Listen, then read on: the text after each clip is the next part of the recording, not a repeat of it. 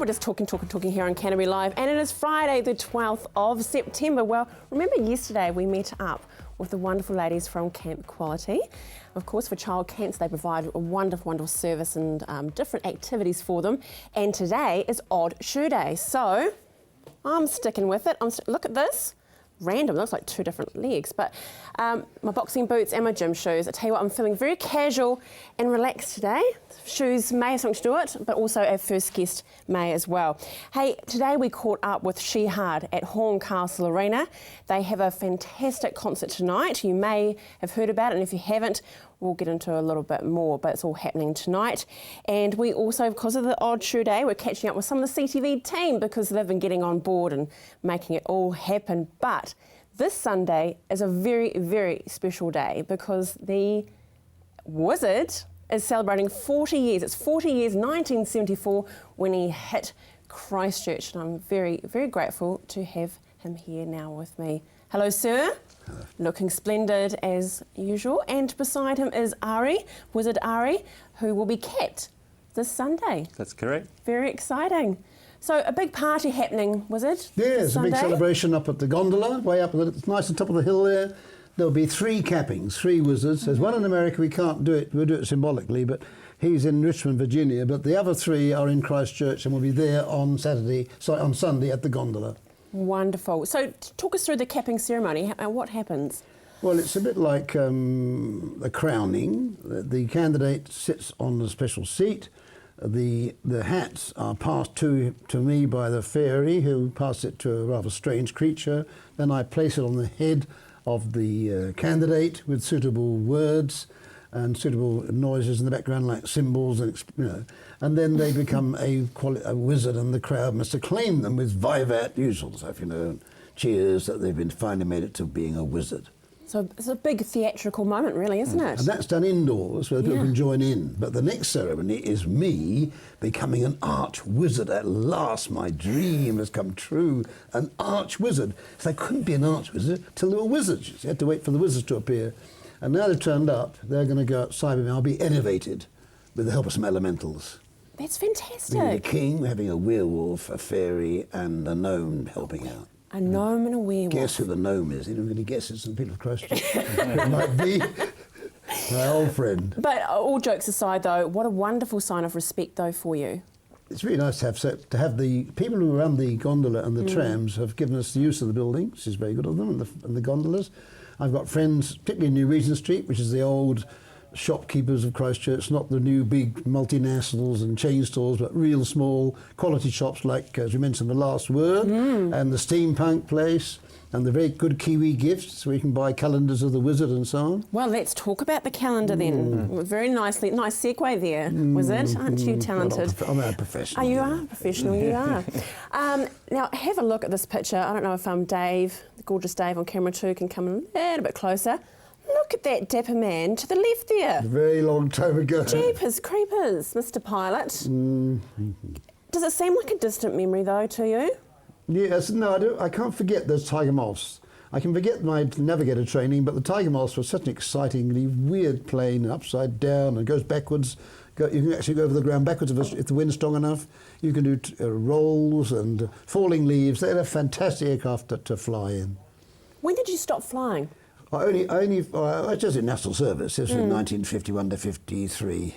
So you never did it for yourself as a hobby, or? No, I'd want to fly without wings. I've been trying to fly without wings. I'm dying to somehow defy gravity and lift in the air. You can see from the other picture, I was trying to, that's a rock festival. Oh, the rock festival? At Sunbury in 1972, when I attempted to fly from a tree. I did make sure there was water underneath and asked the crowd, a big crowd of thousands and thousands, if they had faith in me. If they had faith in me, I could fly. When I said, have you got faith in me? They all said no. No believers. I couldn't get the faith needed to do it. Right, okay. I find it very hard to get faith. 72. There was lots of funny things going around those times, wasn't there, at concerts? Oh, great days. They could help you fly, couldn't they? Yeah, great days. Now, in front of us, the Dalai Lama. Can you show us that picture there? This is another one of my Talking about your friends. Yeah, this is he saw me in the crowd, he came over and gave a little blessing to my hat. I thought it was very nice of him to do that, a little tweak. And I love it. I love it. He doesn't take himself seriously. Everyone else does, but he isn't that doesn't. wonderful? Exactly. He's a wonderful man. And he was born in this job. He had no choice.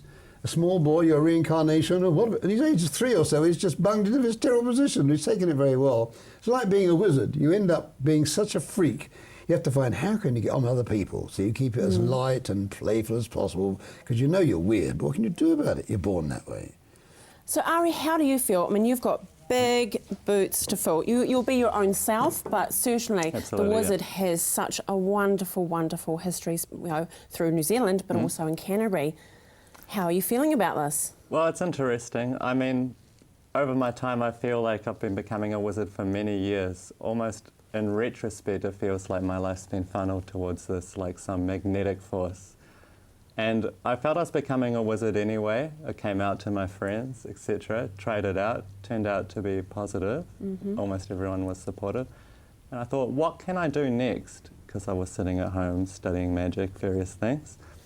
And I thought, well, I live in the country with the world's most famous wizard and the only official wizard of any country. So I think I better go talk to him. And I did. And it turned out that he'd been looking for an apprentice for many years, which I didn't know until I already was well in that. As far as filling his shoes in, it's very important to me that there are wizards for the next generation, whether it's one wizard or a wizard society or a group, and that's what we're forming now. As for whether I'm the one, if the people want me, I'll run.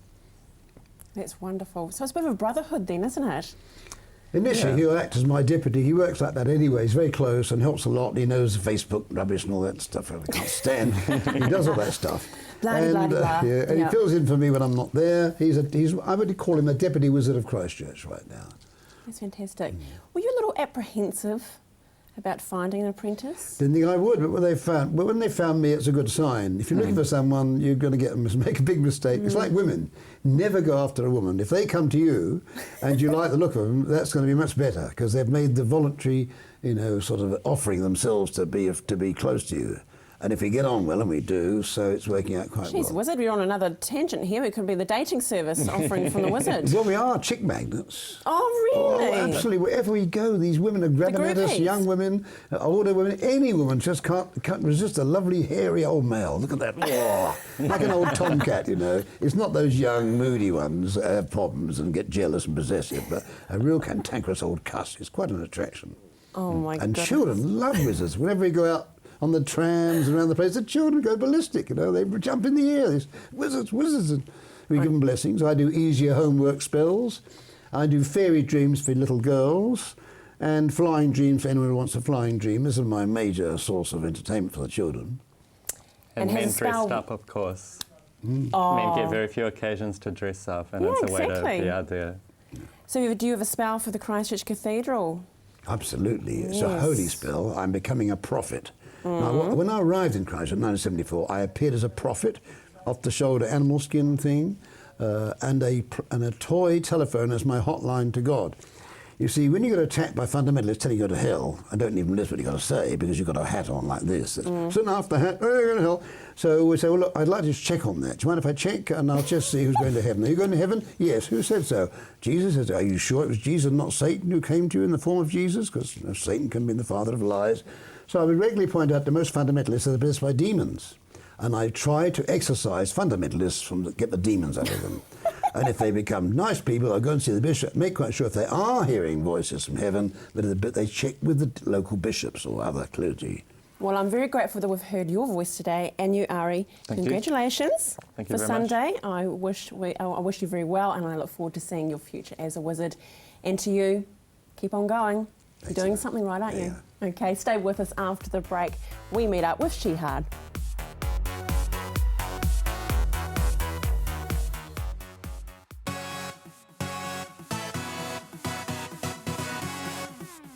Well, well, well. Three lovely ladies on the couch. The wonderful part of our CTV family. Of course, we've got Marianne, and I think everyone knows Marianne as the face of CTV, Renee and... Oh, not Renee. Renee was supposed to be a Tegan, I'm sorry. And Mercy. Welcome, ladies. Hello. And let's have a look at the feet, because it's all about the feet. Wow, you're a bit more glamorous than I am, girls. Now keep your legs out there, that's fine. Look at you, Marianne, with your fandangled shoes there. Now you were the instigator about everyone getting on board, weren't you, Marianne? I was. For Camp Quality. Yeah, for Camp Quality. And I mean, I think it's a tragic thing. I mean, cancer is awful anyway, isn't it, Marianne? But when it affects our children, it's just another level, isn't it? Definitely. My grandson's brother is 14 and he has leukemia at the moment, yes. Yeah, it shouldn't happen. I mean, that's it. And how about you, Mercy? Have you... I don't have anyone close to me with cancer, but I do have some friends who know children with cancer, and it's just so sad. And I just wanted to, it's a fun way to help out and just to show my support towards the cause, because everyone has shoes and everyone can mix and match. Yes. So. And it's an easy way. Yeah. It's an easy way to do it. Yeah. And how about you, Tegan? Oh, my great-grandfather, he passed away from cancer, so it's pretty sad. It is. Yeah. And there's so many different, types of cancer. But of course, we're talking about child cancer today, and I think that's what's quite troubling. And for those at home that are going through it, is seeing the pain and that these children go through. And it's a wonderful organisation as Camp Quality. So I applaud you, ladies, for doing what you're doing. It's a great thing. But now we've all had a bit of a donation. We've got a bit of a kitty, haven't we? Haven't we? We've got a bit of money, which is great, so thank you to everyone, and I hope they have at home have collected money as well in their organisations. Now, tell me, Mercy, going on to something else, what's happening in your world as far as presentation and what's happening coming up for us? We've got another show starting up, haven't we? Yes, yeah, we've got lots of new shows at the moment which have started, so we're 2 weeks into Going North and Your New Home, which are amazing. I must say, if anyone hasn't seen them, they need to go check them out on demand on our website. And we also have a few other ones coming up. Chinese in Canterbury will be airing soon. The Owl and the Pussycats is another one that's on the horizon. Excellent. So everyone needs to keep their eyes peeled, watching for the new CTV shows. And Marianne, how's our faithful viewers? We've got amazing viewers, haven't we, at CTV? Oh, always. Yes, they love CTV. Lots of, people ring up through it, love our programs. Yeah. Yeah. That's they really enjoy feedback you get back, isn't it? Yes. People calling in and that as well. They love our programs. Great. And see, Tegan, with the youth of CTV now, how are you finding it here at CTV? Yeah, I'm getting better. It was a bit hard at the start, but I'm getting used to it. The whole world of television. Well, today you have a hat on, or rather shoes on, for the odd shoe day for child cancer, and I thank you very much for coming on board and being great ambassadors. Okay, and I hope you have a wonderful weekend. Well, after the break, Adam, my partner in musical crime, caught up with Shehard at Horncastle Arena. We check them out after the break. See you soon.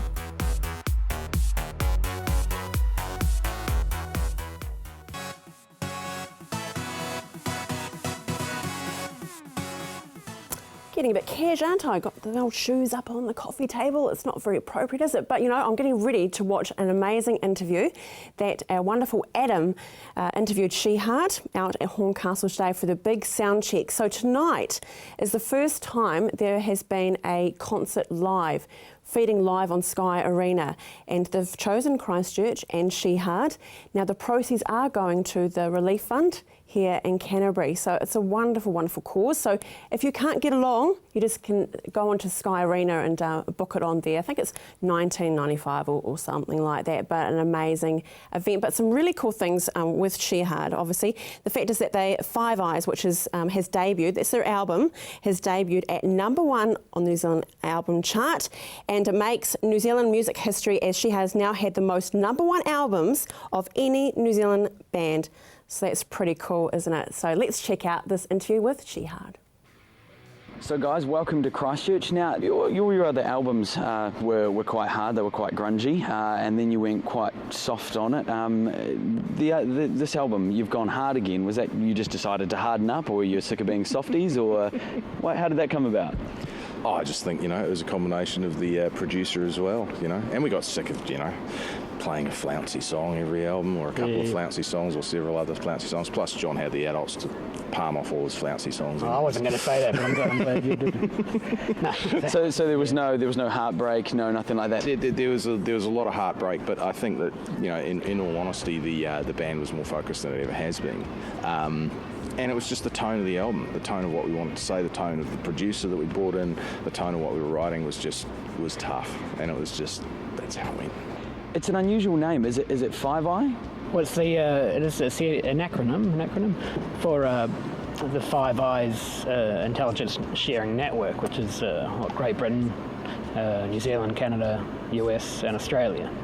And with the album, there's a general sort of overarching theme of sort of, paranoia and over surveillance, So the album name Five Eyes is quite an unusual name, but then a lot of people would say that She Had was an unusual name. And so when you guys got together, what exactly was it that She Had?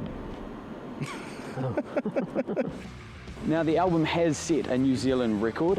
Tell us about that.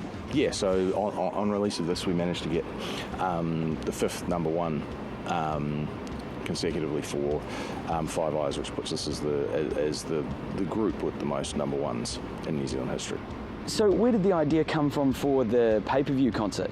Well, it was Sky Arena's idea, I think, wasn't it? Yeah. Yeah, it was the idea was to get something or find a new way to kind of promote a concert, and Sky Arena were up for kind of doing something different and seeing if this would actually work, which is you're always kind of on the lookout for new ways to do things when because the music industry has shifted. I think everyone's aware of that, and record sales used to be the bedrock of how you'd go about your campaign, and that's no longer the case. So finding new ways to kind of get to people and new ways to kind of make something work.